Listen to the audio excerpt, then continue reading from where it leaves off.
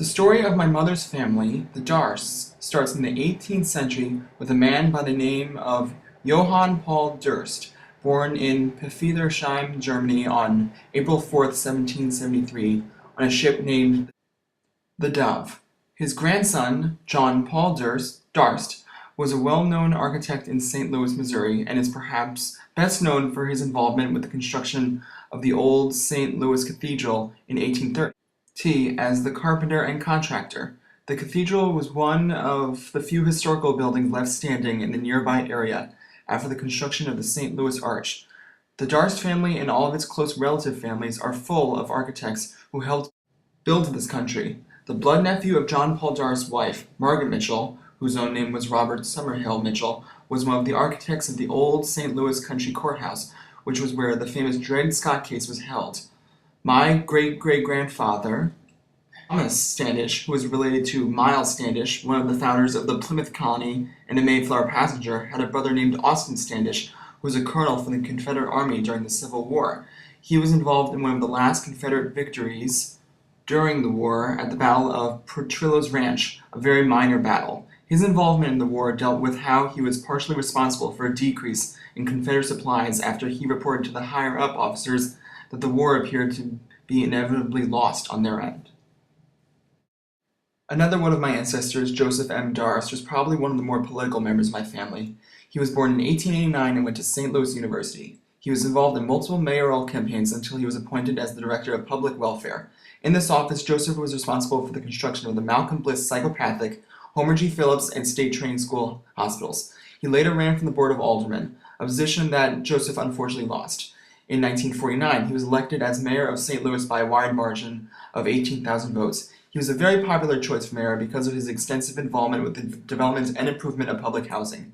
During his time as mayor, 704 public housing units were completed, and 17,000 more were under construction. He made it his mission to improve the lives of others by clearing out dilapidated slums and replacing them with cleaner, low-cost public housing. He filled his role as mayor of the city and was successful with the improvements that he made in the living conditions of others.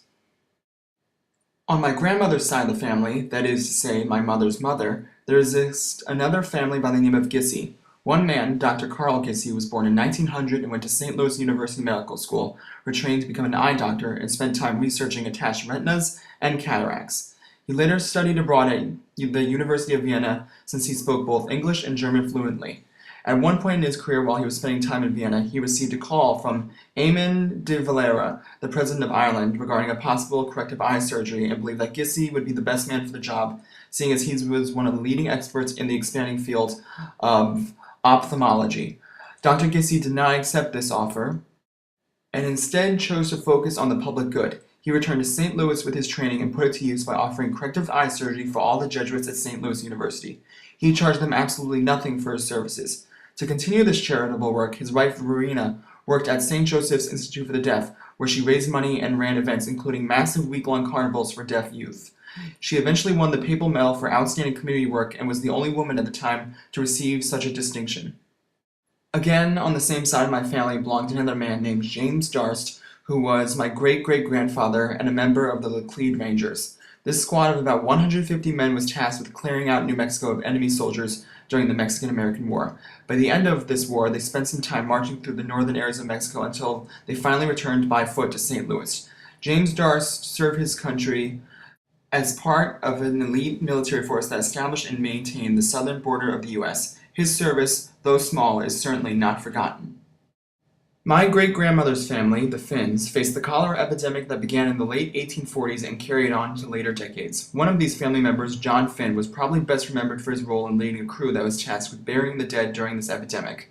Of this crew, which contained many men under Finn's lead, was a young Joseph Pulitzer who had just come back from the war and was welcomed by a new wave of cholera in 1866. As president of the Board of Health for St. Louis at the time, he was known for his hands-on approach to dealing with the issue and how it affected both the rich and poor alike.